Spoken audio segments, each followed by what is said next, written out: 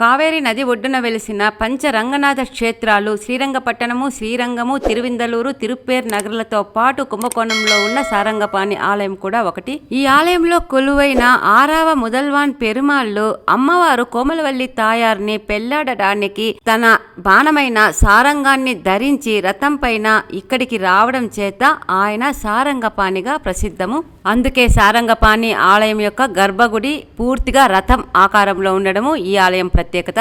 స్వామివారి అత్యంత భక్తుడైన తిరుమహేశై ఆళ్వారు కోరిక మీద స్వామివారు ఉత్తాన శయనమూర్తి అంటే నిద్రలో నుంచి మేల్కొనే భంగిమలో కొలువై ఉంటారు. ఆళ్వారుల వారికి నైవేద్యం సమర్పించిన తర్వాతనే భగవంతునికి నైవేద్యం సమర్పించడము ఈ ఆలయం యొక్క ఆచారము. మూల విరాట్కి ఉత్సవ మూర్తులకి ఒకే విధమైన పూజలు జరపబడము ఈ ఆలయం యొక్క ప్రత్యేకత. ఇక్కడ స్వామివారికి ప్రపంచంలోనే మూడవ అతి ఎత్తైన అతి పెద్దదైన రథాల మీద సంవత్సరానికి 2 సార్లు రథోత్సవం జరుగుతూ ఉంటుంది.